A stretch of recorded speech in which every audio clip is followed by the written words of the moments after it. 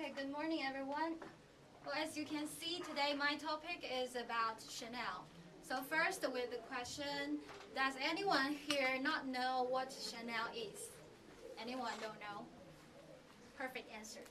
And I don't need to explain what it is. And today we're going to only solve one question. What exactly puts Chanel at the top of the pyramid in fashion industry? I only saw that question. So let's start with the name Chanel. We know that Chanel actually has two meanings. One is for the person, Coco Chanel. The other is for the brand, the company itself, Chanel. So we're going to talk about one by one and combine them together. Let's see the agenda here first one by one, and then we will combine them together to see how Coco Chanel contributed to the brand Chanel. So let's start with this beautiful woman here, the picture of Coco Chanel. She was born in 1883 in France, but at the very beginning, her name was not Coco Chanel. Her name was Gabrielle Bonnet Chanel. It's a French, yeah. We see the picture that she was very elegant with all these jewelries, everything. But the truth is, she was very poor when she was young. At the age of 8, her mom passed away, and then 12, her father left she and her little sister. So these sisters moved to an orphanage when Chanel was 12 and lived there until 18. After 18, they thought they were grown up, so they left this orphanage and moved to a bar. That's where Chanel got her first job as a singer. Actually, people have a guess that it was at this bar that Chanel changed her name as Chanel because she was very famous for singing a song named À Gogo. It's a traditional French song. Yeah.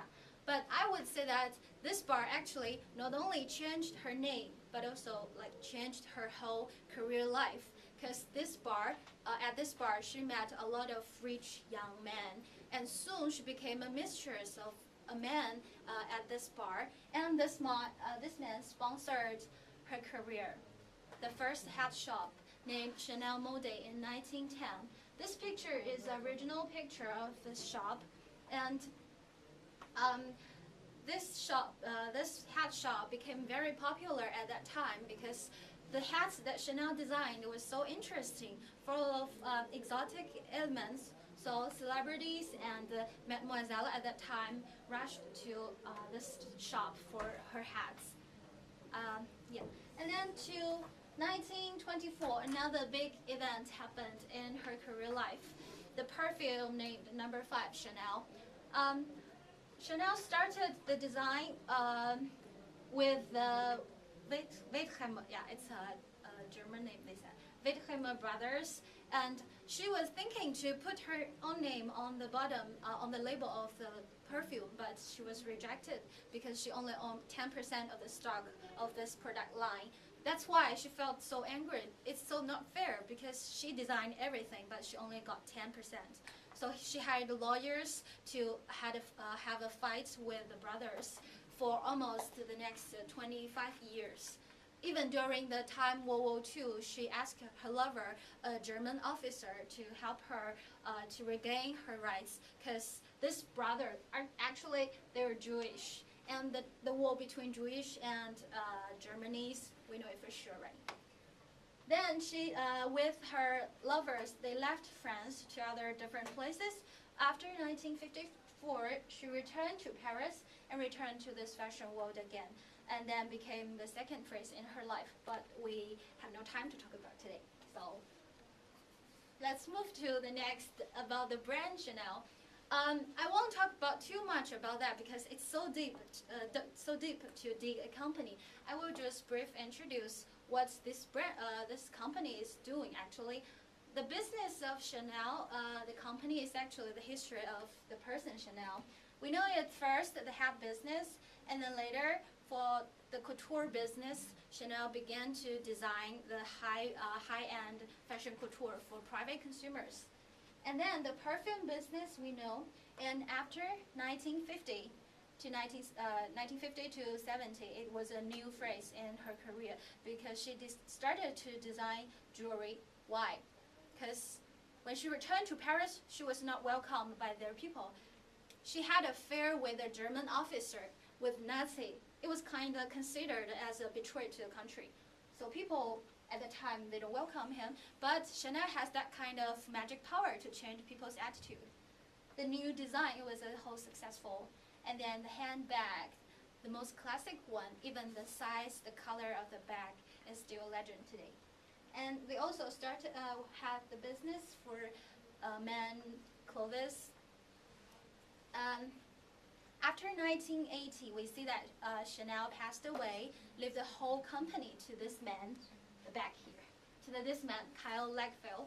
People call this man the Kaiser because he is like an empire because he didn't stop what Chanel have created for the past. He actually led Chanel to a bigger stage to the whole world. Well, I think a brief 4P analysis will help us understand this company better. Don't worry, it's very easy. The product first, we know quality is for sure. Everything Chanel is handmade. And the French taste, it's a big concept. It contains different elements like the exotic appearance, the elegant, the simple French way, everything.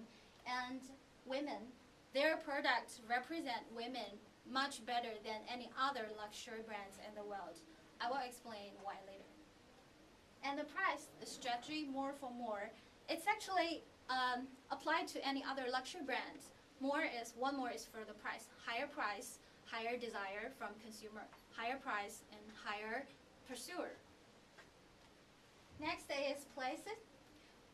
We see that Chanel doesn't sell their products online. They doesn't sell their products on Macy's, right? They only have their own fashion boutique, and they are carefully designed to fit the Chanel style. Last one is promotion. Also, every day when they are seeing those deals, we can see Chanel very often because they don't do the discount selling and they don't do the email pushing everything to you. They just hire high quality media and the most famous celebrities in the world to help to promote their products. Well, after we have brief knowing about both the people and the company, I will introduce that what Chanel have contributed to the brand. Actually, I thought to the very beginning question, what makes the brand at the top of fashion industry? I think it's all about this woman, this Coco Chanel. But I'm not going to talk about her style, her designing style, or her talent in fashion. I'm talking about her personalities to how to affected this brand. I specifically choose 3 characteristics to explain. First one is freedom, and this freedom is especially for women's freedom. We see the example here. She actually, both physically and mentally, released woman at that time. Physically, she designed the first pen for women history, and the sports suits for women to be more comfortable to wear. And mentally, she was indicating that women have equal rights with men, and they got the same chance to enter any business they want. And she was the exact example for the women at that time. Second is simplicity. Chanel believes in style, not fashion. She said that fashion passes, style remains. That reminds me one sentence from Heidi, the hostess from Project Runway. I don't know if you see it, but she always said that in fashion, one day you are in, the next day you are out. But this equation doesn't suit for Chanel, I believe, because there is not fashion, they are styles. So Chanel know that what women exactly want. We want fadeless beauties. Okay, we want fadeless beauties. We want our beauty to be forever. So she designed the most simple things. It's the basic element for everything to be forever. We come back to this example, the Chanel No. 5 perfume. We know that it was designed in 1924, and now it's 2011, almost 90 years. It's still the most popular, the most famous perfume in the world, and it never changed since it was designed. The whole bottle, the color, the design, and the ingredients inside, everything just remained the same. So how can a product in fashion world never changed for almost 100 years, right? Last one is femininity. We came to one point we said at the beginning in the product session that their products represent women better than any other brand. Why that? Because Chanel, it was Coco Chanel that she came with the idea women have two sides. Women are soft outside, but women are strong inside. Maybe stronger than men inside. So her design was kind of combining the movement of soft fabric and the design of hard lines together to make the dress. And the perfect example is the little black dress. What's the little black dress? Yeah, it's little, it's black, it's a dress.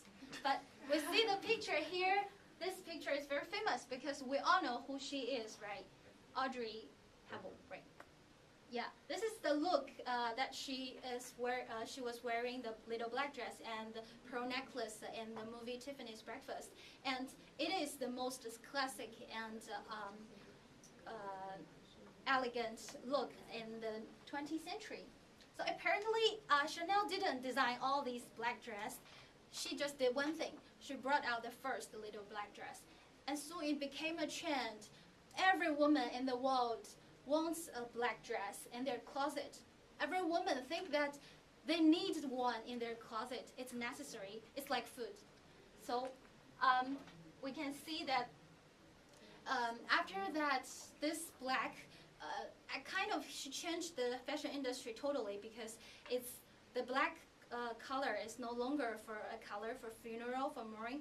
It's a color represents the new sexy, the new smart women. So she knows women better than other designers.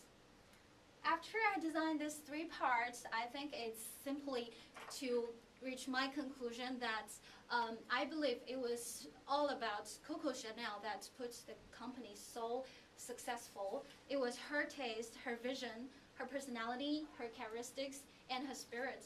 Everything together makes Chanel the most successful and sophisticated brand in the world. So maybe if you still have questions that why it's so hard to get a Chanel, why it's so expensive, maybe you should ask your first why it's so hard to become a simple but sophisticated woman. Thank you.